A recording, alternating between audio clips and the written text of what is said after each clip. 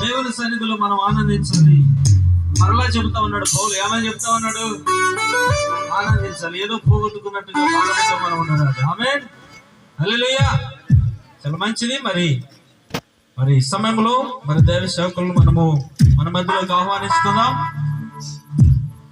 అనంతరం మరి ముందుగా పాస్టర్ మార్క్ గారు మన మధ్యలో ఉన్న